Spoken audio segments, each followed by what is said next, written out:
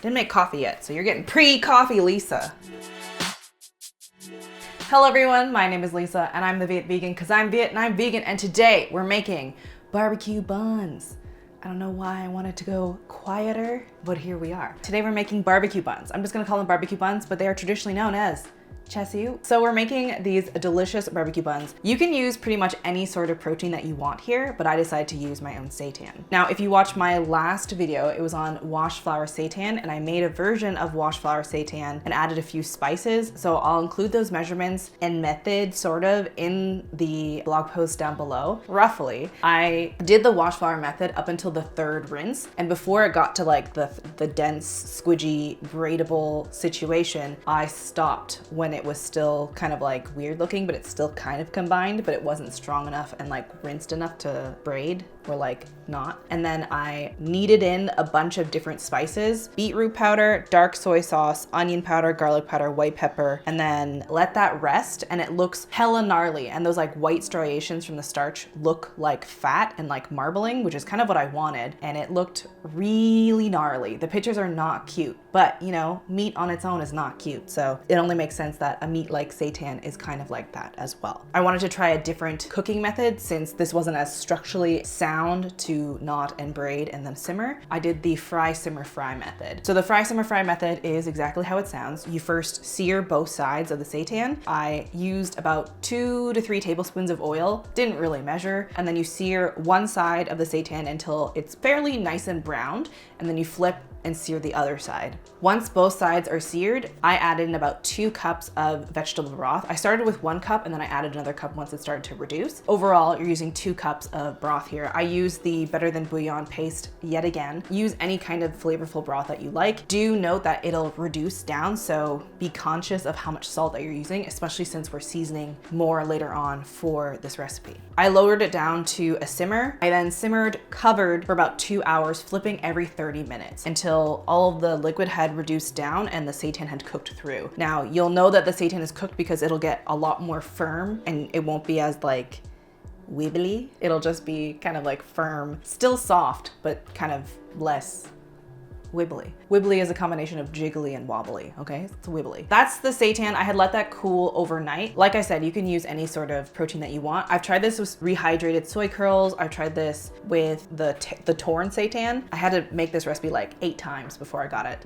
quite right. I got pretty sick of subpar char siu. We have that seitan chilling in the fridge. I'll get back to that in a second. We're gonna start off with dough. To make this char siu dough, I'm using the same sort of dough recipe as I used for my Vietnamese bao. Traditionally for this kind of bun, the bao is like a lot stiffer and a lot sweeter. That's how I've always had it with different restaurants and different dim sum places, but I don't know what it is. I really like a more tender, moist, fluffy bao. So that's how I've made it. But if you want it to be a stiffer dough and a sweeter dough, add a little bit more flour and add more sugar until you feel like it'll be the texture that you want. I didn't test it that way because I just don't like it as much. I just like a really nice fluffy bao. I think I used 250 grams of flour here. So if you want like a stiffer dough, I feel like it'll probably be closer to about 300 grams of flour. Experiment accordingly. I would love to hear your results if you prefer that texture of dough. It's only a ½ hour proof, so it won't take too long. By the time you cook up your filling for your seitan, your dough will have risen. I always use a scale because it's a lot more accurate and it's easier for testing, but I used about 2 cups of flour. I used all-purpose flour here. A lot of people have also used low protein flour for more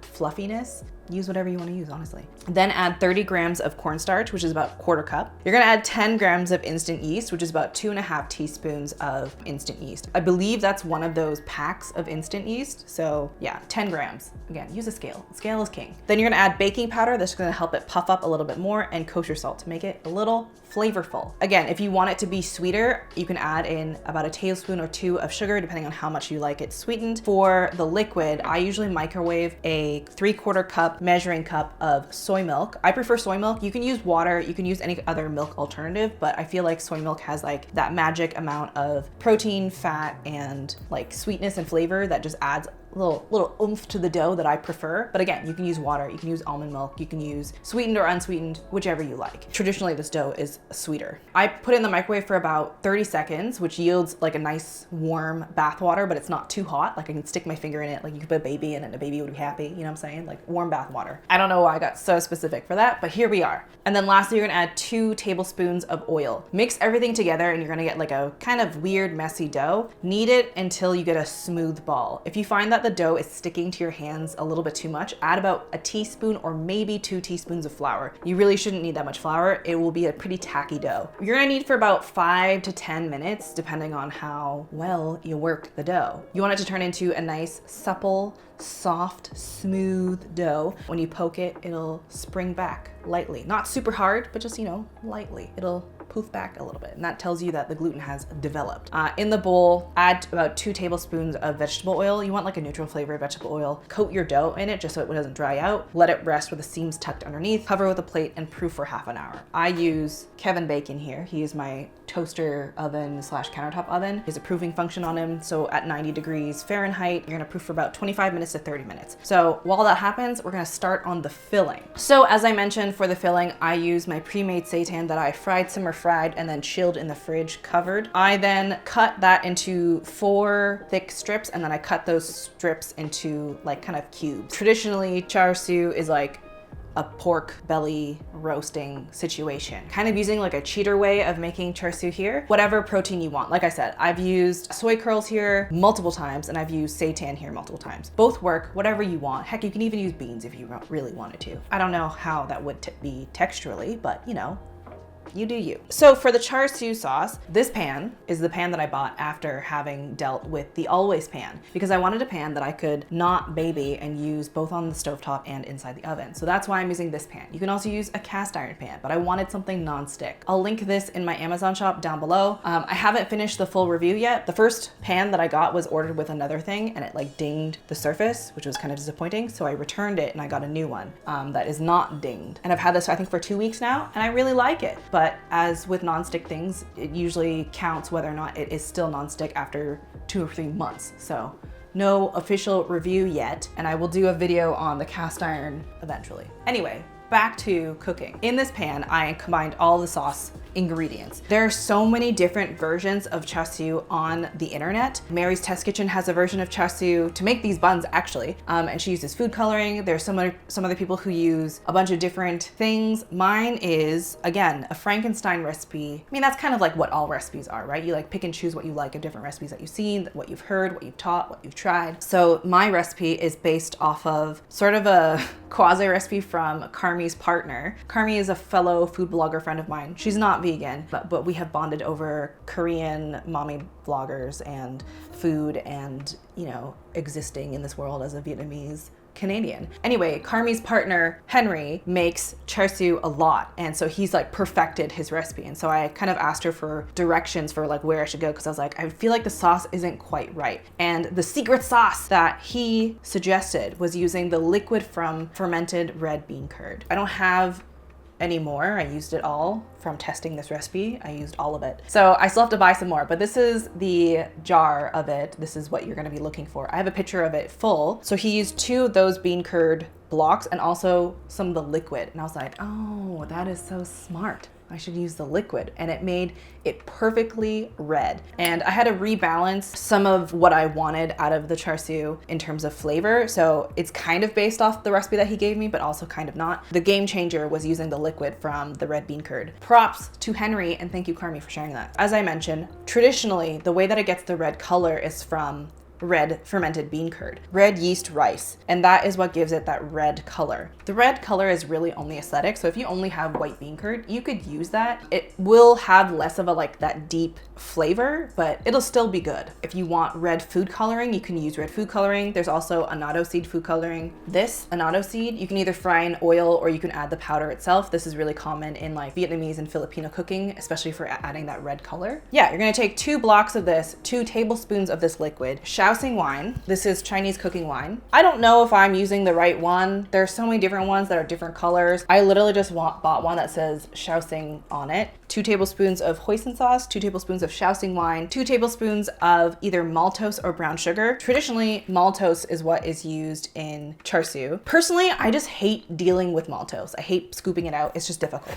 So I use brown sugar. Frankly, I didn't find that big of a difference in flavor because both have that kind of like caramelized flavor, but maltose does make the sauce like way silkier, whereas brown sugar doesn't do that. So it's up to you. Lastly, you're gonna use 5 spice and white pepper. Those just add a little extra oomph, you know, extra flavor, extra goodness. If you remember, add garlic. 2 cloves of garlic, but I forgot. So, you know, don't worry about that. So you're gonna put that on the stove over medium heat and you're gonna start cooking those ingredients together to kind of have them mingle, combine. I had forgotten the white pepper and the 5 spice here, but don't worry, add it on later. Add in your cubed seitan, protein, whatever you want. It's up to you. Mix everything together until it's nice and coated, and you're gonna cook until that sauce has thickened significantly.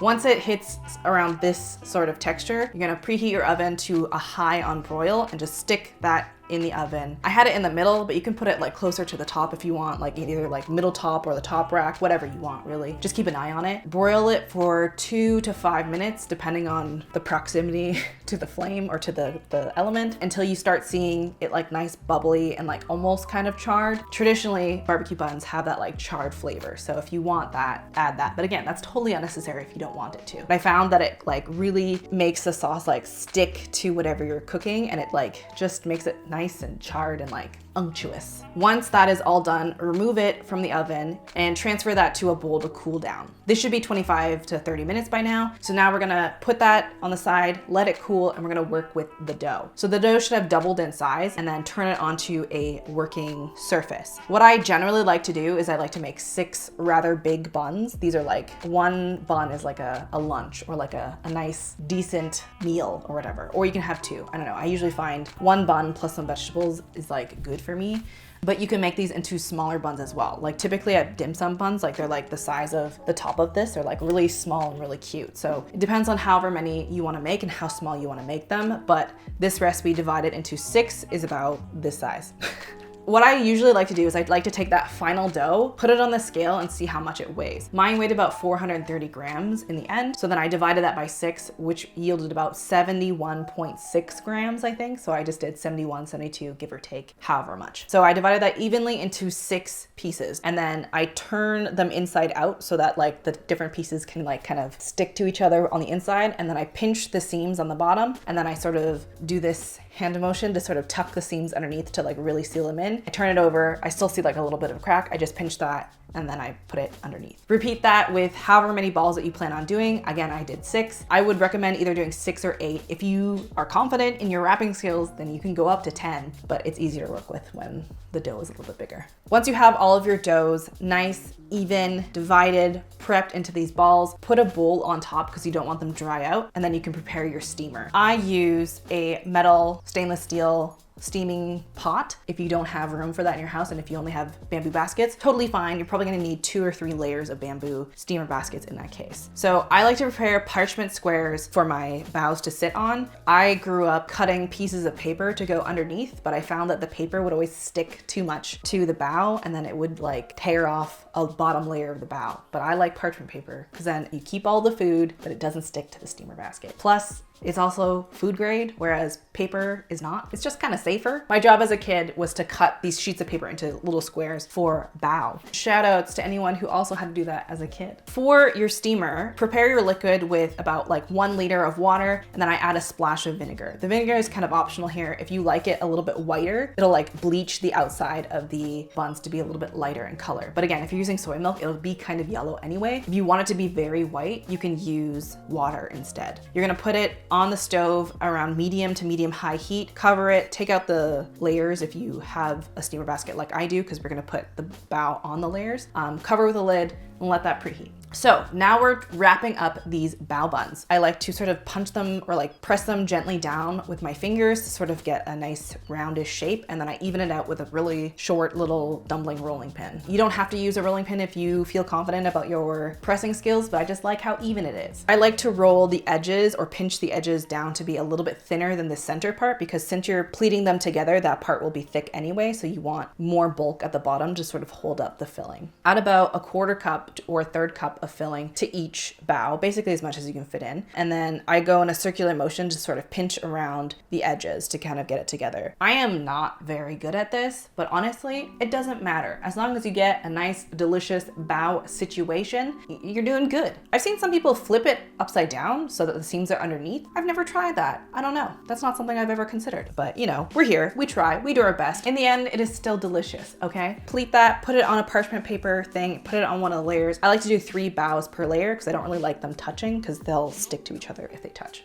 Once they're all ready, it's time to cook them. It is a good time. So you're gonna bring them over to your steamer pot, remove the lid, add in each layer very carefully. Don't burn yourself on the steam, please. Cover that with a lid and cook for 20 minutes on medium high. You're gonna steam for 20 minutes, and once that 20 minutes has elapsed, turn off the stove and let it sit and rest untouched, unbothered for 5 minutes. This just gives the bao time to like set up because it'll have poofed up while cooking, and if you remove the lid right away, it'll collapse completely. Once the 5 minutes have elapsed, take off the lid and voila, see your beautiful bao. I would wait another 5 minutes to let them cool because they're gonna be hot, okay? These are so good. I love breaking them open and seeing that like luscious, dark, red, barbecue-y, savory filling. I am so proud of how these turned out. I tried so many different versions of this. I'm honestly kind of tired of like testing this recipe, but I'm so glad that we finally figured it out and I can finally share this with you, because I wanted to share this with you for Lunar New Year, but clearly that didn't happen because it wasn't quite right. And I'm glad that I waited because this is the bee's knees. It is so good. I hope you try this. I hope you make this. I hope you are able to relive some of your childhood dim sum memories if you also grew up with dim sum on the weekends, especially people who grew up in Toronto. Y'all know what I'm talking about. And yeah, I hope you enjoyed this recipe. If you make this, tag me. I love to see you guys recreate my recipes. A big thank you to all of those who have been patiently waiting since December, since I first teased this. I hope it was worth the wait. For the full recipe, as always, it'll be on thevietvegan.com. I'll leave a link down below. Thank you so much for watching, and I hope you have a delicious day. Bye.